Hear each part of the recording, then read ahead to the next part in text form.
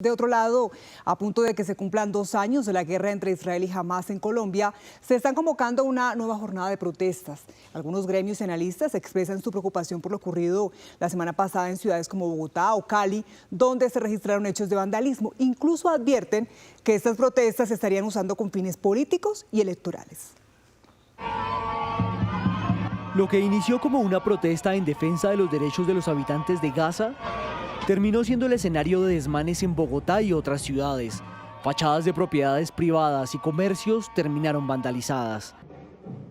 Tras lo ocurrido, varias voces de rechazo se hicieron escuchar. Una de ellas fue la del alcalde de Bogotá, Carlos Fernando Galán, quien condenó los desmanes y pidió al gobierno nacional una reacción urgente frente a los hechos de vandalismo provocados en las protestas impulsadas, según él, por el Ejecutivo.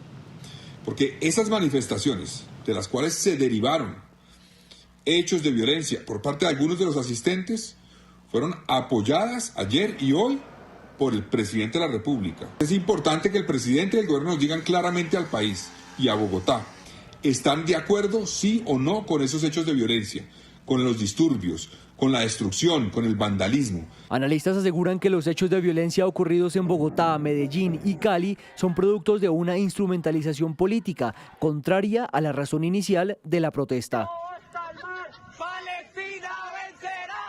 Pareciera que los grupos que están protestando en Colombia quisieran instrumentalizar esa causa para poner sobre el tapete o para manifestarse alrededor de otros temas que tienen más que ver con la coyuntura política local colombiana y con el apoyo al gobierno del presidente Petro. Esta marcha lo que ha sido es instrumentalizada políticamente, donde se intenta deslegitimar la causa palestina para utilizarla con fines electorales tanto de la derecha como de la izquierda. Además, señalan que los mensajes promovidos por el presidente Gustavo Petro contra gremios como la ANDI pueden desencadenar actos de violencia como los ocurridos esta semana.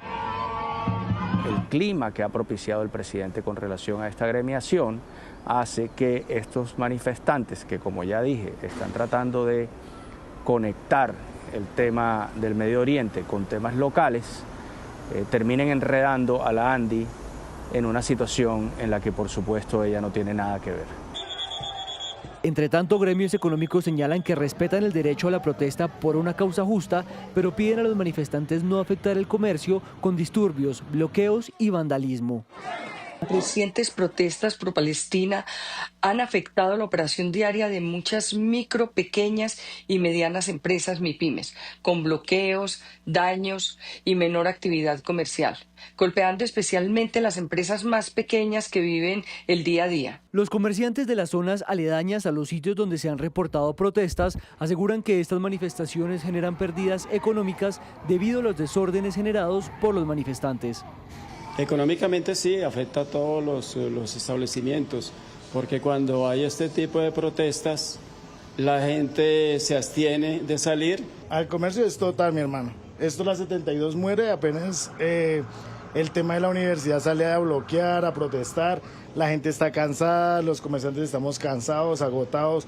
El tema del transporte hasta 2-3 horas para que pase un bus, gente caminando. Expertos coinciden en que los mismos manifestantes que incurrieron en actos de vandalismo durante el estallido social de 2021 podrían estar detrás de la nueva oleada de acciones injustificadas en el marco de la protesta pro-palestina.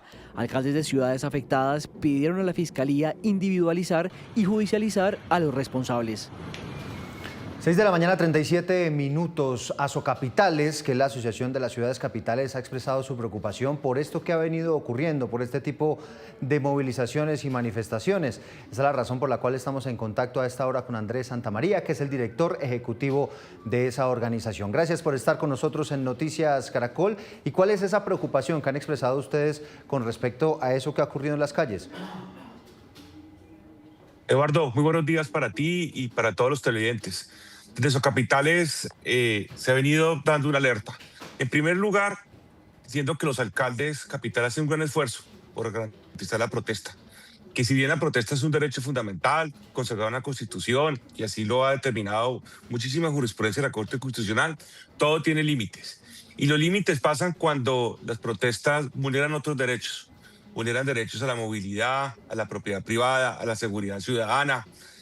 Y lo que hemos visto en las protestas de Cali, Medellín y Bogotá son acciones que van contra la propiedad privada, contra la integridad de las personas y contra la libre movilidad. El llamado que se ha hecho desde capitales primero es acompañar a nuestros alcaldes que hacen un gran esfuerzo. Y reitero, por garantizar dicha protesta, pero también por minimizar los efectos de estos actos irregulares. Las protestas se pueden hacer en Colombia, pero las protestas hay que hacerlas sin daño a los bienes y sin daño a la seguridad de las personas. Eso es lo que hemos venido reiterando y siguiendo el llamado también del presidente de Socapitales, el alcalde de Bogotá, Carlos Fernando Galán, que ha sido muy claro también en pedirle una respuesta clara al gobierno nacional y al presidente específicamente de rechazo frente a este tipo de acciones irregulares que no se convierten en protestas, sino en daño y vulneración a los derechos de los otros ciudadanos. ¿Qué hay frente a ese comportamiento del presidente Gustavo Petro, sus palabras, sus expresiones? ¿Por qué desde Asocapitales pues han considerado y le han pedido, de hecho, al presidente Gustavo Petro que defina si está o no con este tipo de hechos de vandalismo y de violencia? Eduardo, lo que ha hecho Asocapitales es reiterar el gran esfuerzo que hacen nuestros alcaldes por permitir la protesta, porque es un derecho constitucional, pero también frente al otro lado, también de garantizar la seguridad, la libertad de los otros ciudadanos, los bienes de los otros ciudadanos que se sienten afectados en el marco de estas protestas.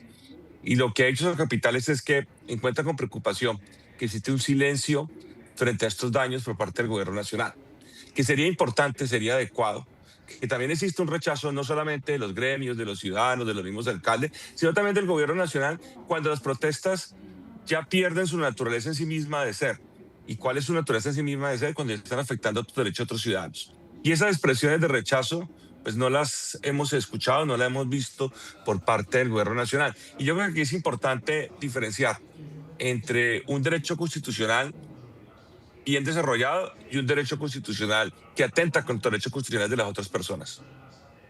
Claro, mañana hay movilizaciones, están convocadas a propósito de los 2 años de la guerra, de ese episodio que protagonizó Hamás y que desató pues esa respuesta casi genocida por parte de Israel contra el territorio de Gaza.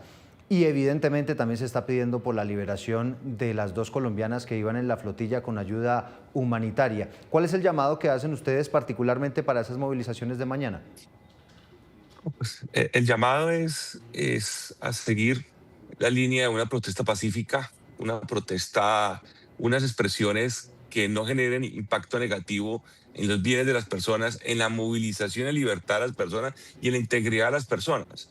Yo creo que, vuelvo a reiterar, nuestros alcaldes hacen un gran esfuerzo por garantizar la protesta.